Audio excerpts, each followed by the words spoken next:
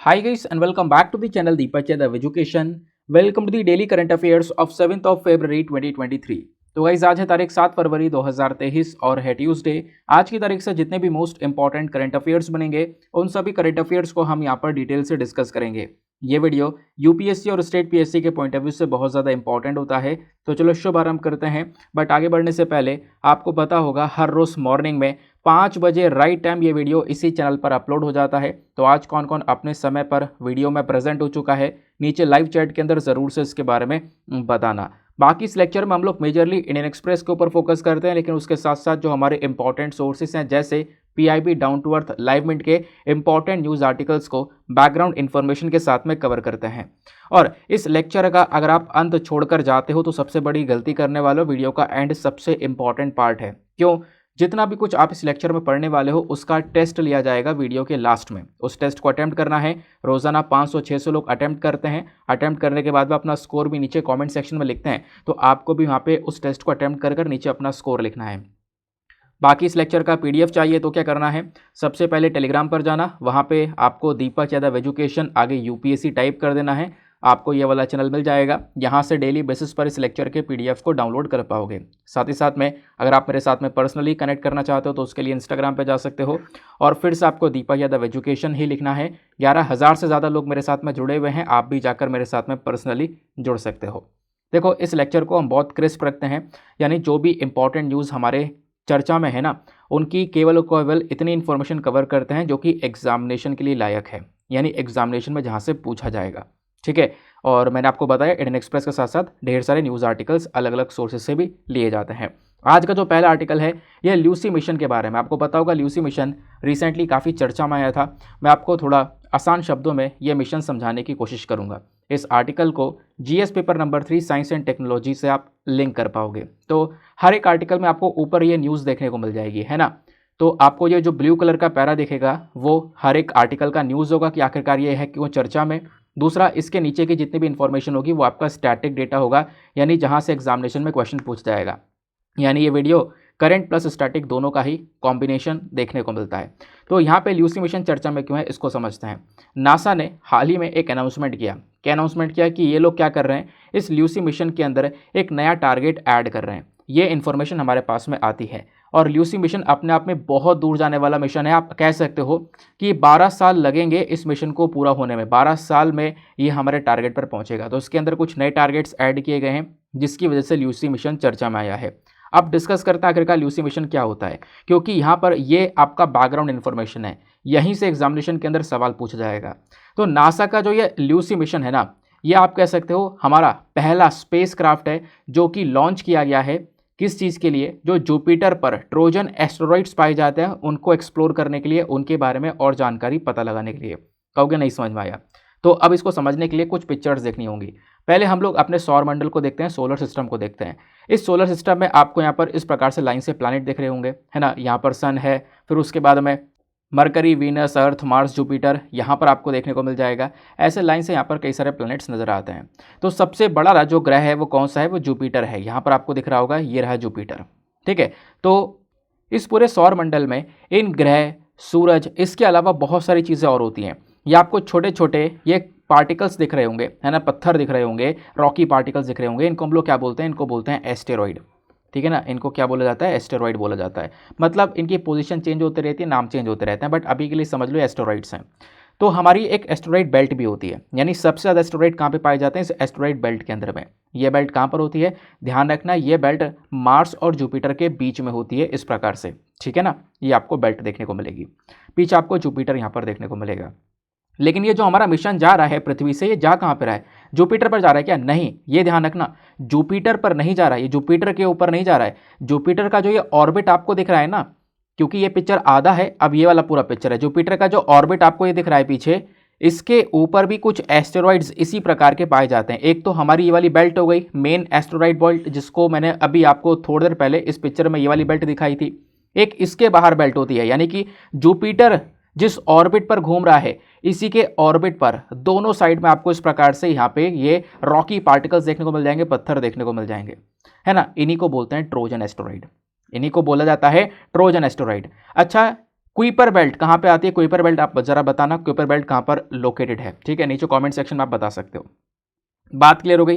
तो जो Trojan asteroids मैंने आपको दिखाए ना जुपिटर के ऑर्बिट पर, उन्हीं को एक्सप्लोर किया जा रहा है इस नासा के ल्यूसी मिशन के तहत। तो कब लॉन्च करेंगे? लॉन्च करेंगे नहीं, कर दिया गया है। इसको सक्सेसफुली लॉन्च किया गया 16 अक्टूबर 2021 में।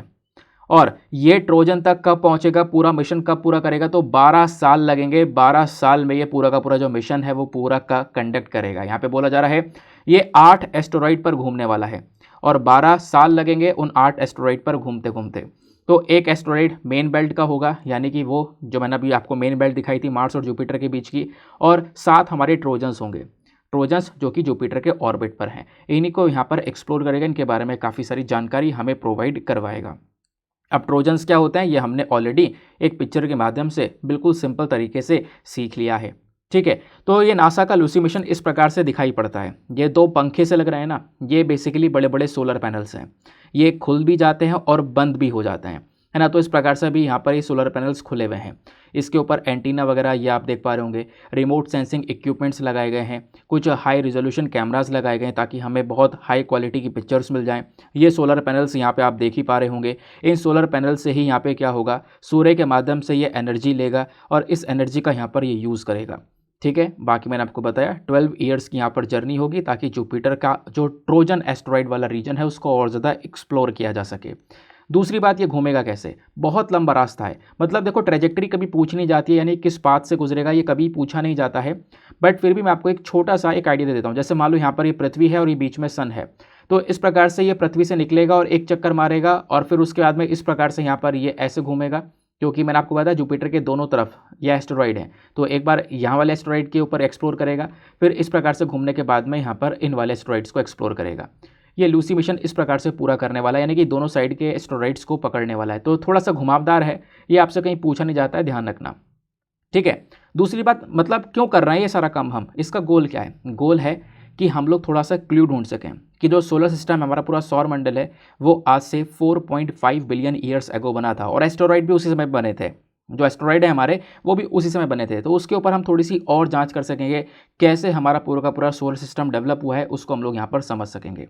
तो ये काम यहाँ पर किया जा रहा है, ठीक है। आई होप आपको यहाँ पे क्लैरिटी मिल चुकी है। आज के समय में ये जो ट्रोजन एस्टेरॉइड्स होते हैं जुपिटर की बेल्ट पर, वो बहुत सारे एस्टेरॉइड्स होते हैं, लेकिन जिनमें से हम अभी जानते हैं जिन ट्रोजन एस्टेरॉइड्स को, वो लगभग 4800 के आसपास हैं, ऐसा भी यहाँ पर बताया जा रहा है। 2 अलग अलग ग्रुप्स में बटे हुए हैं। लूज से ग्रुप्स आपको दिखाई दिए थे और उन ग्रुप्स का ये चक्कर लगाने वाला है हमारा ल्यूसी मिशन, ठीक है। बात क्लियर हो गई, आगे आते हैं। अच्छा, ये आपने क्यों लगाया और थंबनेल पर ऐसा पिक्चर क्यों लगाया है? क्योंकि ये जो ल्यूसी मिशन है ना, ये नाम कैसे पड़ा ये जानना आपके लिए बहुत ज़्यादा इंपॉर्टेंट है और बहुत ज़्यादा इंटरेस्टिंग है, पता भी होना चाहिए, ठीक है। एक सेकंड रुक जाओ दोस्त, मैं आपको बताता हूँ कि आखिरकार इसका नाम पड़ा कैसे। यहाँ पर ना जो ल्यूसी है, ल्यूसी बेसिकली एक स्केलेटन था, एक हड्डी का ढांचा, एक फीमेल स्केलेटन था। मतलब आप कह सकते हो फीमेल स्केलेटन, जिसको नाम पता है क्या दिया गया है? नाम दिया गया है ऑस्ट्रेलोपिथेकस एफरेंसिस, ये नाम दिया गया है। आप सर्च करोगे तो आपको पता चलेगा। तो कुछ छोटे छोटे पीसेस थे, हज़ारों पीसेस यहाँ पे, मतलब 100 से ज़्यादा पीसेस देखने को मिले थे फॉसिल्स के, जो कि यहाँ पर एक फीमेल के बिलोंग करते थे और बहुत पुराने फॉसिल्स थे। बोला ये जा रहा है कि वो जो फॉसिल्स हैं वो 3.2 मिलियन ईयर्स एगो यहाँ पर ढूंढे गए थे। 3.2 मिलियन ईयर्स एगो पुराने फॉसिल्स थे, ठीक है। तो बहुत पुराने फॉसिल थे, यानी कि उसके बेसिस पर मानव यानी ह्यूमन का एवोल्यूशन कैसे हुआ वो पता चल सकता है। क्योंकि हम लोग क्या है, होमोसेपियंस से पहले वाली जो प्रजाति हुआ करती थी, थोड़ी से पहले वाली प्रजाति, उसके इस प्रकार से ये फॉसिल्स देखने को मिले थे, है ना। तो यहाँ पे उसका नाम रखा गया था ल्यूसी। तो उससे क्या होगा, उससे हम पता लगा पाएंगे कि कैसे ह्यूमंस का इवोल्यूशन हुआ है।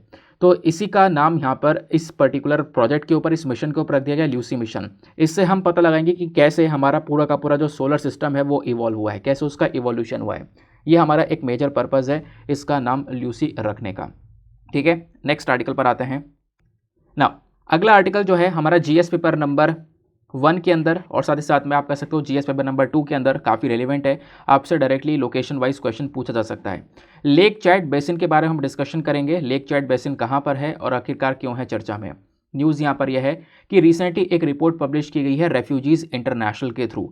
उस रिपोर्ट के अंदर पता ये चला कि इस लेक चैड वाले रीजन में जो नेचुरल रिसोर्सेज मिलते हैं वो लगातार ख़त्म होते जा रहे हैं क्लाइमेट चेंज की वजह से, गर्मी बढ़ने की वजह से। इससे जो इस झील के आसपास लोग रहते हैं, उनके पास टेंशन्स जो है काफ़ी इंक्रीज हो चुकी हैं, वो इस एरिया से हट रहे हैं, भाग रहे हैं, है ना, छोड़कर दूसरी जगह पर जा रहे हैं। तो अभी समझेंगे आखिरकार ऐसा हुआ क्या है। लेकिन उससे पहले यहाँ पर जब आप लेक चैड को देखते हो तो लेक चैड कहाँ पर है, ये अफ्रीकन कंट्री में है। तो इस प्रकार से ये पूरा का पूरा अफ्रीका कॉन्टिनेंट देखने को मिलेगा।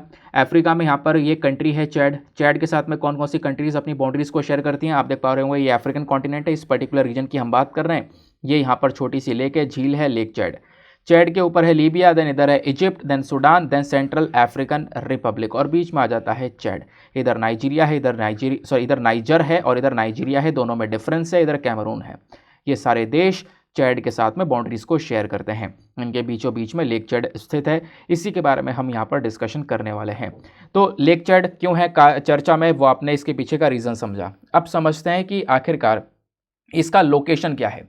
तो लेक चैड एग्जैक्टली लोकेटेड है सहारा डेजर्ट के सदर्न रीजन में। अब आप कहोगे ये क्या है, तो आपको पता होगा जो सहारा डेजर्ट है वो अफ्रीकन कॉन्टिनेंट में, जस्ट अगर मैं एक मैप ड्रॉ करना चाहूँ तो इस प्रकार से यहाँ पर इसको बांट देते हैं। ऊपर वाला ये पूरा का पूरा सहारा डेजर्ट है, सहारा वाले रेगिस्तान पाए जाते हैं। इसके नीचे जस्ट साउथ में ही यहाँ पर ये लेक चैड स्थित है, या अगर मैं लाइन ड्रॉ करूँ ऐसे, इसके ऊपर ये पूरा का पूरा सहारा डेजर्ट है। ठीक है, अब इस मैप में क्लियर देख सकते हो, ये रहा यहाँ पर सहारा डेजर्ट पूरा, ये जस्ट नीचे यहाँ पर इसके लेक चैड देखने को मिल जाती है। तो कहाँ पर है, सहारा डेजर्ट के सदर्न रीजन में। और चैड कंट्री किन किन के साथ में बाउंड्रीज को शेयर करता है मैंने आपको बता दिया, कैमरून, नाइजर, नाइजीरिया, इन सब देशों के साथ में यहाँ पर ये जो लेक है ये बाउंड्रीज को शेयर करती है। नाइजर, नाइजीरिया, कैमरून, चैड, ये 4 देश हैं जो कि यहाँ पर इस झील से अपने बाउंड्रीज को टच करते हैं। बाकी चैड कितने देशों से शेयर करता है बाउंड्रीज को अभी मैं आपको बता चुका हूँ। ठीक है, अब यहाँ पर जो ये लेक है ना, इसमें पानी आता कहाँ से, इसमें पानी आता है चारी रिवर से। चारी रिवर एक इंपॉर्टेंट सोर्स है जिसके थ्रू यहाँ पे सारा का सारा पानी पहुँचता है। इस लेक का, इस झील का इंपॉर्टेंस बहुत ज़्यादा है। महत्व क्या है इसका, ये वहाँ की जो फार्मिंग कम्युनिटीज़ है, जो किसानी कर रहे हैं लोग, उनके लिए बहुत ज़्यादा मददगार साबित होती है ये वाली लेक। बट पिछले कुछ समय पर यहाँ पे नेचुरल रिसोर्सेज काफ़ी कम हुए, बट उसकी वजह से लोगों को इधर उधर भागना पड़ रहा है। ये लेक लंबे समय से क्या कर रही है, ड्रिंकिंग वाटर प्रोवाइड करवा रही है लोगों को, पानी का, पीने का पानी प्रोवाइड करवा रही है, सिंचाई के लिए पानी प्रोवाइड करवा रही है। इनफैक्ट यहाँ पे लोग फिशिंग करते हैं, लाइव स्टॉक यहाँ पर गाय भैंसें पाली जा रही हैं, आसपास इकोनॉमिक एक्टिविटीज़ की जा रही हैं। तो बहुत सारे लोगों को सपोर्ट मिल रहा था इस झील से। बट पिछले कुछ समय पर इसमें बहुत सारी प्रॉब्लम्स फेस करने को मिली हैं, जिसकी वजह से लोग आज के समय पर परेशान हैं। इवन जो लेक चैड वाला रीजन है मैंने आपको बताया आज के समय पर सुखड़ चुका है। ये जो झील है आधी सूख चुकी है, बहुत कम पानी यहाँ पर बचा हुआ है क्लाइमेट चेंज की वजह से। दूसरा कारण यहाँ पर ये भी है, इस एरिया के आसपास बोको हराम आपको पता होगा, जो कि एक एक्सट्रीमिस्ट ग्रुप है, आतंकवादी संगठन है। बोको हराम के थ्रू बहुत सारे यहाँ पर मतलब आप कह सकते हो बुरे बुरे इंसिडेंट्स देखने को मिले हैं। उसने इस पूरे रीजन को डिस्टेबलाइज कर दिया है, जिसके चक्कर में जो लोग हैं वो आज के समय पर काफ़ी परेशान हैं और इस एरिया को छोड़कर निकल रहे हैं। नेक्स्ट आर्टिकल पर आते हैं। अगला आर्टिकल बात करता है पलास कैट के बारे में। तो पलास कैट क्या है, ये जो बिल्ली आप दिख रहे हो ना, इसी का नाम है पलास कैट। अब ये बिल्लियाँ चर्चे में हैं, और चर्चे में क्यों हैं और डिस्कस करते हैं। ठीक है, छोटा सा आर्टिकल है, ज़्यादा कुछ डिटेलिंग्स नहीं है। पहले हम समझेंगे आखिरकार हमारे पास में न्यूज़ क्या है, खबर क्या है। खबर यह है कि हाल ही में कुछ रिसर्चर्स ने डिस्कवर किया इन पालास कैट को। कहाँ पर ये इनके डिस्कवर किया गया, माउंट एवरेस्ट रीजन में। तो माउंट एवरेस्ट रीजन के अंदर ये बिल्लियाँ पाई गई हैं। और ध्यान रखना, हमारी पृथ्वी पर बहुत ही मुश्किल से क्या, बहुत रेयर स्पीशी है ये एक जानवर की, बहुत मुश्किल से यहाँ पर ये देखने को मिलती है। तो इस वजह से आपको पढ़ना होगा, क्योंकि अभी ये फर्स्ट टाइम देखने को मिली है। एक तो पहली बार देखने को मिली है माउंट एवरेस्ट वाले रीजन में, तो डायरेक्टली सवाल आपसे बन सकता है। क्या क्या चीज़ें पूछी जाएंगी, इन 3 चीज़ों के अलावा कुछ नहीं पूछा जाएगा एग्जामिनेशन में, इतनी बात ध्यान रखना। इस वजह से बोल रहा हूँ, इस वीडियो में बिल्कुल क्रिस्प तरीके से हम चीज़ों को कवर करते हैं। तो पलास कैट के बारे में जब बात करेंगे तो इस कैट को मनुल के नाम से भी जाना जाता है। ये एक छोटी वाइल्ड कैट है, जंगली बिल्ली है। ठीक है ना, ध्यान रखना। और खासकर ये कौन से एरिया में पाई जाती है, सेंट्रल एशिया में। सेंट्रल एशिया जो कि 5 देश आपको देखने को मिलेंगे सेंट्रल एशिया के अंदर में, उन कंट्रीज़ के अंदर मेजरली देखने को मिलती है। और इसकी जो ज़्यादातर पॉपुलेशन है इस बिल्ली की, वो मंगोलिया और चाइना में पाई जाती है। मंगोलिया चाइना कहाँ पर है, जस्ट यहाँ पे आप देख पा रहे होंगे, हमारा महान भारत हुआ, इंडिया के ऊपर यहाँ पे चाइना है, चाइना के ऊपर मंगोलिया, ऊपर रशिया। तो चाइना और मंगोलिया के अंदर सबसे ज़्यादा प्रजातियाँ पाई जाती हैं। और एग्जैक्टली अगर हम बात करें, इस सेंट्रल एशिया वाले रीजन में ज़्यादातर ये बिल्लियाँ पाई जाती हैं। तो ओवरऑल कह सकते हैं ये रीजन है जहाँ पर ये पलास कैट्स सबसे ज़्यादा देखने को मिलती हैं। ठीक है, पहली बार ये माउंट एवरेस्ट रीजन में देखने को मिली है, इस वजह से ये चर्चा में है। बाकी कंजर्वेशन स्टेटस की बात करते हैं तो IUCN रेड लिस्ट में इसको लीस्ट कंसर्न कैटेगरी में रखा गया है कि अच्छी खासी पॉपुलेशन है, तो अभी यहाँ पर इसको कोई इतना खतरा नहीं है, तो लीस्ट कंसर्न कैटेगरी के अंदर ये आज के समय पर IUCN में प्रेजेंट है। बात क्लियर हो गई। चलो आगे आते हैं उसके बाद में अगले क्वेश्चन की तरफ, अगले आर्टिकल की तरफ। देखो नेक्स्ट आर्टिकल पर बढ़ने से पहले मेक श्योर करना वीडियो पे जो लाइक का बटन है उसको प्रेस कर देना। हमारा एक टारगेट है 2K प्लस लाइक्स का, उसको आज आप सभी लोगों को मिलकर क्रॉस करवाना है। नाउ अगला आर्टिकल क्या बात करता है, NCPOR के बारे में, national centre for polar and oceanic research. तो ये क्या है NCPOR, समझते हैं।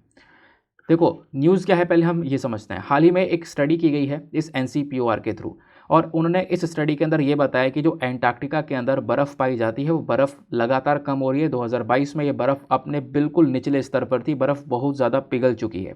कहाँ पर, एंटार्क्टिक वाले रीजन में। तो एंटार्क्टिक और आर्कटिक दोनों अलग अलग हैं, काफ़ी लोग कन्फ्यूज हो जाते हैं। जो आर्कटिक रीजन है वो नॉर्थ पोल पर आपको देखने को मिलेगा, जो एंटार्क्टिक है वो आपको साउथ पोल पर देखने को मिलेगा, नीचे वाले रीजन में। ठीक है ना, तो हम किसकी बात कर रहे हैं, हम बात कर रहे हैं एंटार्क्टिक की, इस वाले पर्टिकुलर एरिया की। यहाँ पर भी बर्फ़ पाई जाती है बहुत ज़्यादा, और वो बर्फ़ आज के समय पर बहुत पिघल चुकी है। 2022 में अपने बिल्कुल निचले स्तर पर थी। ये बात NCPOR ने हमें बताई है, national centre for polar and ocean research ने। तो इस वजह से आपको NCPOR के बारे में पता होना चाहिए, क्योंकि GS पेपर नंबर 2 में इंटरनेशनल इंस्टीट्यूशन का टॉपिक आपके सिलेबस में दिया गया है। ठीक है ना, तो NCPOR बेसिकली एक ऑटोनॉमस रिसर्च इंस्टीट्यूट है। ऑटोनॉमस मतलब इसके पास में पावर है, फ्रीडम है, अपने आप को ये खुद चला सकती है, अपने आप को गवर्न करने की खुद के पास में पावर्स देखने को मिलती हैं। तो एक ऑटोनॉमस रिसर्च इंस्टीट्यूट है जिसको मिनिस्ट्री ऑफ अर्थ साइंस के अंडर में बनाया गया है 1998 में। ये जो NCPOR है इसका मेन काम क्या है, इसका मेन काम है बहुत सारे रिसर्च करना। एंटार्क्टिक रीजन में, आर्कटिक रीजन में, हिमालयाज़ में, सदर्न ओशन में, यहाँ पे रिसर्च करने का काम करता है ये बॉडी। ढेर सारे रिसर्चर्स करके, जैसे अभी यहाँ पर रिसर्च करके इसने हम लोग को बताया है, क्या बताया है कि भाई यहाँ पर बर्फ़ जो है वो काफ़ी ज़्यादा पिघल चुकी है, लोएस्ट लेवल पर है, तो वो मेजर यहाँ पर इसका काम होता है। ये बात ध्यान में रखनी है। ठीक है, बात क्लियर हो गई। और ये बात ज़रूर ध्यान रखना, एक ऑटोनॉमस रिसर्च इंस्टीट्यूट है, कौन से मिनिस्ट्री के अंदर में आता है, तो मिनिस्ट्री ऑफ अर्थ साइंस के अंडर में आता है, और इसी मिनिस्ट्री के तहत हम लोगों ने इसको बनाया था 1998 में। तो बहुत पुरानी सी बॉडी ये नज़र आती है। इसका काम है रिसर्च करने का, वो मैंने आपको बताया। और हमारी केंद्र सरकार क्या करती है, एक रिसर्च एडवाइजरी कमेटी को बनाकर भी चलती है। यहीं पर एक रिसर्च एडवाइजरी कमेटी होती है जिसका काम है जितनी भी रिसर्च एक्टिविटीज़ की जाती हैं वहाँ पे मदद करना, गाइड करने का सारा काम करती है। ठीक है ना, ये बॉडी कहाँ पर स्थित है, वास्को ड गामा गोवा के अंदर में। ये गोवा का मैप आपको दिख रहा होगा, ये गोवा की कैपिटल पानजी, यहाँ पर आप देख पाओगे ये वास्को ड गामा वाला एरिया के बारे में बात की जा रही है। ठीक है ना, इस बॉडी को हम लोग पहले national centre for Antarctic and ocean research के नाम से जानते थे, बट अभी के समय पर नाम चेंज कर दिया गया है। नाम चेंज करके इसको NCPOR कर दिया गया है। पहले केवल एंटार्क्टिक वाले रीजन के लिए काम कर रहा था, बट अब यहाँ पर नाम चेंज कर दिया गया है। अब यहाँ पर इसका national centre for polar and oceanic research कर दिया गया है, यानी कि दोनों पोल्स पर रिसर्च करने का काम है, चाहे वो नॉर्थ पोल हो चाहे वो साउथ पोल हो, यानी चाहे वो आर्कटिक वाला रीजन हो चाहे वो आपका एंटार्क्टिक वाला रीजन हो, दोनों पर यहाँ पर रिसर्च करने का ये काम करता है। नेक्स्ट इंपॉर्टेंट न्यूज़ आर्टिकल पर आते हैं। अगला आर्टिकल भी काफ़ी ज़्यादा इंपॉर्टेंट है। यहाँ पर बात की जा रही है नेशनल टेक्निकल टेक्सटाइल्स मिशन के बारे में। तो क्या है नेशनल टेक्निकल टेक्सटाइल मिशन, समझते हैं। तो अभी यहाँ पर चर्चा में क्यों है, पहले इसको समझेंगे। हाल ही में क्या होता है, जो हमारी यूनियन मिनिस्टर ऑफ टेक्सटाइल हैं, इन्होंने 15 रिसर्च और डेवलपमेंट के जो प्रोजेक्ट्स हैं उनको क्लियरेंस दे दिया है, उनको अप्रूवल दे दिया है। और उन प्रोजेक्ट्स का मेजर काम यही है कि इस प्रकार के टेक्निकल टेक्सटाइल्स को ग्रो करना। ठीक है ना, और ये सारा का सारा जो रिसर्च और डेवलपमेंट का प्रोजेक्ट दिया गया है ये नेशनल टेक्निकल टेक्सटाइल मिशन के तहत ही दिया गया है, ताकि हम अपने फाइबर को, टेक्सटाइल्स को, हाई परफॉर्मेंस टेक्सटाइल्स को यहाँ पर और ज़्यादा बढ़ा सकें, इसके ऊपर और ज़्यादा रिसर्च कर सकें, इसको और ज़्यादा डेवलप कर सकें। तो इस वजह से ये मिशन चर्चा में है, क्योंकि इस मिशन के तहत ये सारा काम किया जा रहा है। कौन सा mission, national technical textile mission. Textile क्या होता है, कपड़ा होता है। अब ये टेक्निकल टेक्सटाइल क्या होता है, टेक्निकल टेक्सटाइल की जब हम लोग बात करते हैं ना, तो काफ़ी सारे अलग अलग प्रोडक्ट्स देखने को मिलता है। टेक्निकल टेक्सटाइल को 12 अलग अलग ग्रुप्स में बांटा जाता है। वो 12 ग्रुप्स आपको इस प्रकार से दिखाई पड़ जाते हैं: agrotech, geotech, Biltech, mobiltech, hometech, क्लोथटेक, इंडुटेक, मोडिटेक, Meditech. इस प्रकार से यहाँ पे अलग अलग टेक नाम दे रखा है, और इस प्रकार से अलग अलग 12 ग्रुप्स होते हैं जिसमें बांटा जाता है। अब कहोगे इसका मतलब क्या है, इसका मतलब मैं आपको समझाता हूँ।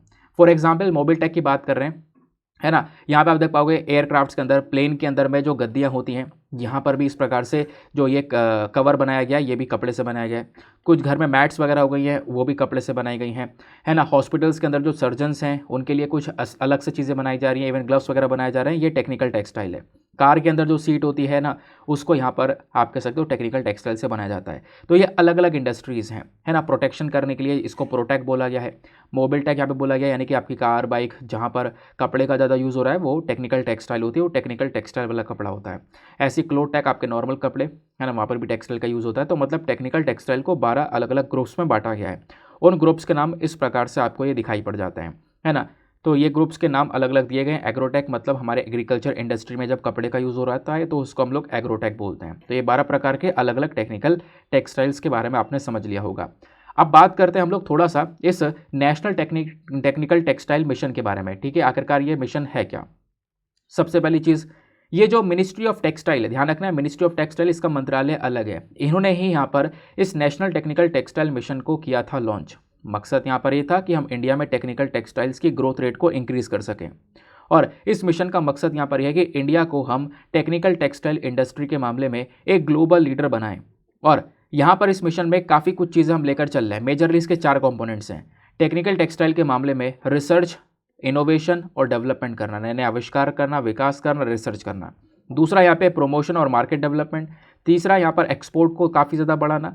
चौथा education, training, skill development provide करवाना। ये इसके 4 मेजर कंपोनेंट्स आपको देखने को मिलते हैं नेशनल टेक्निकल टेक्सटाइल मिशन के, ठीक है। बात क्लियर हो गई। अब इम्प्लीमेंटेशन की बात करें तो उसको किस प्रकार से लागू किया जा रहा है। इसको 4 साल के लिए यहाँ पर लागू किया गया है। साल 2020-21 से लेकर साल 2023-24 तक ये काम करेगा। और इस मिशन के तहत लगभग 1480 करोड़ रुपए, 1480 करोड़ रुपए यहाँ पर खर्चने की बात की गई है इन 4 सालों के अंदर में। तो ये था हमारा national technical textile mission. I hope guys आपको यहाँ पे मज़ा आ चुका होगा। और ये कुछ आज देखो छोटे से आर्टिकल्स थे, ज़्यादा कुछ डिटेलिंग वाले आर्टिकल नहीं थे, तो थोड़े बहुत आर्टिकल थे। अब मैं सोच रहा था वीडियो ना लाएं, लेकिन अब ऐसा नहीं करेंगे, वीडियो रेगुलर बेसिस पर लेकर आएंगे। कल मैंने आपसे पूछा था कि प्रीलिम्स रैपिड फायर के क्वेश्चंस कल डिस्कस करें या आज डिस्कस करें, हैंड टू हैंड डिस्कस करें। तो इतने सारे कमेंट आए, बहुत सारे कमेंट आए, लेकिन पता है बराबर की टक्कर थी। इतने ही लोग थे कि वो कह रहे थे सर हाथों हाथ डिस्कस करो, और इतने ही लोग थे जो कि कह रहे थे सर कल डिस्कस करो। एक बार और मुझे आप बता सकते हो, ठीक है, मैं क्या करूं, क्योंकि दोनों की बराबरी मतलब बराबरी कमेंट है, एक आदि ऊपर नीचे होगा, लेकिन जब मैंने देखा तो बिल्कुल बराबर ही हैं। कुछ लोग की डिमांड ये है कि सर उसी दिन डिस्कस किया जाए, कुछ लोग कह रहे हैं कि कल डिस्कस किया जाए। ऐसा करते हैं, एक बीच का रास्ता अपनाते हैं। बीच का रास्ता क्या होता है, मैं आज आपको केवल क्वेश्चन बताऊंगा, केवल क्वेश्चन बताऊंगा। अपने आंसर जरूर लिख देना नीचे कॉमेंट सेक्शन में। कल इसके आंसर बता दूंगा। कल टेस्ट कर लेना, मैच कर लेना कि हाँ मैंने कितने क्वेश्चन सही किए थे, है ना। तो कल रिवीजन भी हो जाएगा आपका और आज आप क्वेश्चन सॉल्व भी कर लोगे, ठीक है। ऐसा कर सकते हैं, आज ऐसा करके देख लेते हैं। जैसा भी होगा मुझे नीचे कमेंट सेक्शन में बताना, मैं उसको वैसा इंप्लीमेंट कर दूंगा। फिलहाल हमारा जो क्वेश्चन नंबर 1 है ये बात करता है ल्यूसी मिशन के बारे में। अभी ल्यूसी मिशन के बारे में हमने थोड़ी देर पहले पढ़ा है। तो ल्यूसी मिशन हाल ही में न्यूज़ में देखने को मिला है। ये कौन सी स्पेस एजेंसी से एसोसिएटेड है, कौन सी स्पेस एजेंसी ने इसको लॉन्च किया है। ऑप्शन ए जापान की जाक्सा, ऑप्शन बी अमेरिका का नासा, ऑप्शन सी भारत का इसरो, या फिर ऑप्शन डी ESA यूरोप की आपको ये वाली स्पेस एजेंसी देखने को मिलेगी। तो बताओ यहाँ पर कौन सी स्पेस एजेंसी है जिसने यहाँ पर ल्यूसी मिशन को किया है लॉन्च। नेक्स्ट क्वेश्चन की तरफ आते हैं। अगला क्वेश्चन बात करता है कंसीडर द फॉलोइंग स्टेटमेंट्स। यहाँ पर आपको स्टेटमेंट्स दिए गए हैं NCPOR के रिगार्डिंग। NCPOR क्या है, अभी आपने थोड़ी देर पहले पढ़ा था। तो national centre for polar and oceanic research को लेकर आपको 2 स्टेटमेंट्स दिए गए हैं। पहला स्टेटमेंट, ये एक ऑटोनॉमस रिसर्च इंस्टीट्यूट है जो कि मिनिस्ट्री ऑफ अर्थ साइंस के अंडर में आता है। दूसरा, NCPOR का काम है रिसर्च करना एंटार्क्टिक, आर्कटिक, हिमालयस और सदर्न ओशन में। बताओ कौन सा स्टेटमेंट सही है। Option A 1 only, option B 2 only, option C दोनों सही है, या फिर ऑप्शन डी दोनों के दोनों गलत हैं। तो बहुत सिंपल सा क्वेश्चन है, इसका आंसर दो फटाफट नीचे कमेंट सेक्शन में। नाउ नेक्स्ट क्वेश्चन है, ये बात करता है नेशनल टेक्निकल टेक्सटाइल मिशन को लेकर। तो नेशनल टेक्निकल टेक्सटाइल मिशन को लेकर आपको यहाँ पर 2 स्टेटमेंट्स दिए गए हैं, बताना है कौन सा स्टेटमेंट सही है। पहला स्टेटमेंट, इस मिशन को लॉन्च किया गया था नीति आयोग के थ्रू। दूसरा स्टेटमेंट, इसको लागू किया गया है 4 साल के लिए, जो कि 2020-21 से लेकर 2023-24 तक चलने वाला है। अब बताओ इसके बेसिस पर कौन सा उत्तर सही है। Option A 1 only, option B 2 only, option C दोनों सही, या फिर ऑप्शन डी दोनों के दोनों गलत हैं। अगले क्वेश्चन पर आते हैं। नेक्स्ट क्वेश्चन बात करता है लेक चैड बेसिन के बारे में। तो लेक चैड बेसिन अभी हमने लोकेशन देखा था और कारण भी समझा था आखिरकार ये क्यों है चर्चा में। तो लेक चैड बेसिन को लेकर अगेन आपको दो स्टेटमेंट्स दिए गए हैं, बताना है कौन सा स्टेटमेंट सही है। पहला statement, lake Chad basin situated है सहारा डेजर्ट के सदर्न वाले रीजन में। दूसरा स्टेटमेंट, ये लेक चैड बेसिन के आसपास यानी कि ये जो झील है ना, ये साउथ अफ्रीका के साथ में भी बॉर्डर को शेयर करती है। बताओ कौन सा स्टेटमेंट सही है। Option A 1 only, option B 2 only, option C दोनों सही हैं या फिर ऑप्शन डी दोनों के दोनों गलत हैं। नाउ नेक्स्ट क्वेश्चन पर आते हैं। अगला क्वेश्चन बात करता है पल्लास कैट्स के बारे में। तो पल्लास कैट्स को लेकर यहाँ पे आपको दो स्टेटमेंट्स दिए गए हैं, अगेन बताना है कौन सा स्टेटमेंट सही है। पहला स्टेटमेंट, ये जो बिल्लियाँ हैं ये ज़्यादातर साउथ अमेरिका में पाई जाती हैं। दूसरा स्टेटमेंट, इन बिल्लियों को IUCN के अंदर में लीस्ट कंसर्न कैटेगरी के अंदर कवर किया गया है। बताओ कौन सा स्टेटमेंट सही है। Option A 1 only, option B 2 only, option C दोनों सही या फिर ऑप्शन डी दोनों के दोनों गलत हैं। तो गाइज ये थे आज के हमारे क्वेश्चंस। आई होप आप लोगों ने यहाँ पर इन क्वेश्चंस को अटेम्प्ट किया होगा, इनके आंसर दिए होंगे। ठीक है, अब क्या करें, क्या आंसर डिस्कस कर लेने चाहिए क्या? मुझे बताना आज ज़रूर सही से बताना क्या करना। देखो यार, जब ये बढ़ जाती है ना बात तो फिर कुछ इंप्लीमेंट करना मुश्किल हो जाता है। या चलो वैसे ही कर लेते हैं जैसे रोजाना कर रहे थे, जब बट गए सब लोग अब आंसर देख लेते हैं हाथों हाथ। फिर आज कुछ हो तो बता देना मुझे, ठीक है? आज आंसर देख लेते हैं। वैसे तो आखिरी क्वेश्चन से सारे आंसर देखना स्टार्ट करेंगे। वैसे मैंने सारे क्वेश्चन बता दिए, इनके आंसर आप लिख चुके होंगे नीचे कमेंट सेक्शन में। नहीं लिखा है तो फटाफट लिखना। अब मैं आपको आंसर बताता हूँ, आपका स्कोर कितना है फिर वो स्कोर लिखना। ठीक है, तो आखिरी क्वेश्चन में पूछा गया था, आखिरी क्वेश्चन से डिस्कस कर रहे हैं सारे आंसर्स पल्लास कैट को लेकर। तो पल्लास कैट को लेकर दो स्टेटमेंट है। पहला, ये साउथ अमेरिका में पाई जाती है, बिल्कुल गलत बात। हमने तो ऐसा कुछ पढ़ा ही नहीं। हमने देखा था सेंट्रल एशिया, मंगोलिया, चाइना, इन पर्टिकुलर रीजन में ये कैट पाई जाती है। तो पहला स्टेटमेंट तो हो गया गलत। दूसरा, इसको IUCN में लीस्ट कंसर्न कैटेगरी में रखा गया है, हाँ ये पढ़ा था, तो दूसरा स्टेटमेंट सही है। That is why in option में हमारा ऑप्शन बी जो है वो सही उत्तर हो जाएगा। नेक्स्ट क्वेश्चन पर आते हैं। अगले क्वेश्चन में पूछा गया था लेक चैड बेसिन को लेकर। तो लेक चैड बेसिन को लेकर पहला स्टेटमेंट बोलता है ये जो झील है ये सहारा डेजर्ट के साउथ रीजन में स्थित है। बिल्कुल सही बात है, हमने अभी डिस्कस किया था, मैप में भी देखा था। दूसरा स्टेटमेंट बोलता है ये लेक चैड बेसिन ये साउथ अफ्रीका के साथ में बॉर्डर को शेयर करती है, ये बिल्कुल गलत है। मैंने आपको बताया था ये झील 4 देशों के साथ में बॉर्डर शेयर करती है। ज़रा उन 4 देशों के नाम बिना वीडियो को आगे पीछे करे नीचे कमेंट सेक्शन में लिख दो। अगर आपने वो उन 4 जगह के नाम लिख दिए ना नीचे कमेंट सेक्शन में, समझ लेना आपने बहुत अच्छे से वीडियो सुना है, आपका कंसंट्रेशन एक अल्टीमेट लेवल पर है, बिना वीडियो को आगे पीछे किए। बताओ वो कौन से 4 कंट्रीज़ है जो कि यहाँ पर लेक चैड बेसिन के साथ में बाउंड्रीज को शेयर करते हैं, ठीक है ना? तो वैसे यहाँ पर साउथ अफ्रीका नहीं है, तो इस वजह से हमारा स्टेटमेंट 2 गलत है और ऑप्शन देखेंगे तो ऑप्शन ए हमारा सही हो जाएगा। अगले क्वेश्चन पर आते हैं। नेक्स्ट क्वेश्चन हमारा बात करता है किस चीज़ के बारे में, नेशनल टेक्निकल टेक्सटाइल मिशन को लेकर। तो उसको लेकर 2 स्टेटमेंट्स दिए गए थे, बताना था कौन सा स्टेटमेंट सही है। पहला स्टेटमेंट, इसको लॉन्च किया गया है नीति आयोग के थ्रू, बिल्कुल गलत बात है। मैंने आपको बताया था जो हमारी मिनिस्ट्री ऑफ टेक्सटाइल है इसने यहाँ पर, इसका मंत्रालय अलग से है, इसने यहाँ पर लॉन्च किया था। तो नीति आयोग ने नहीं, मिनिस्ट्री ऑफ टेक्सटाइल ने यहाँ पर इस नेशनल टेक्निकल टेक्सटाइल मिशन को लॉन्च किया है। दूसरा स्टेटमेंट, इस मिशन को हम लोग लागू कर रहे हैं 4 साल के लिए, जो कि 2020-21 से स्टार्ट होगा, 2023-24 तक चलेगा। तो बिल्कुल सही बात है, ऑप्शन 2 जो हमारा वो बिल्कुल सही है। तो option B is the correct answer. Next question पर आते हैं।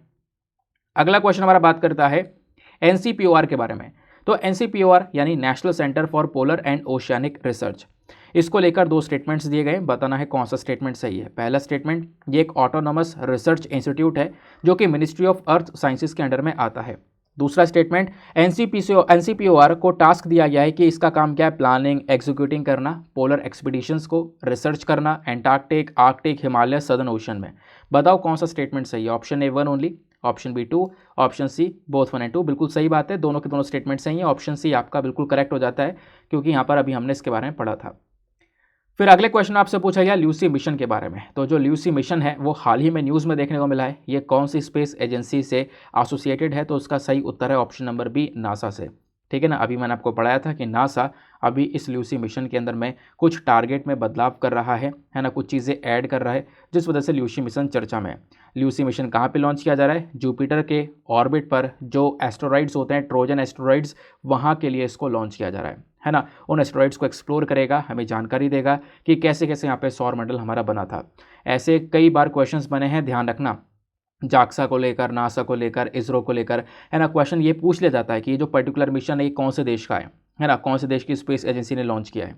तो ध्यान रखना नासा का यहाँ पर ये स्पेस मिशन देखने को मिल जाता है। ठीक है, बाकी एक छोटा सा क्वेश्चन और मैं आपसे पूछना चाहूँ। देखो क्वेश्चन क्या अभी रिसेंटली चर्चा में था, जुपिटर चर्चा में था। आपको पता होगा जुपिटर पर अभी के समय पर सबसे ज़्यादा मून है, सबसे ज़्यादा चंद्रमा, जो हमारा ग्रह है जुपिटर, उसी के पास में सबसे ज़्यादा चंद्रमा देखने को मिल जाता है।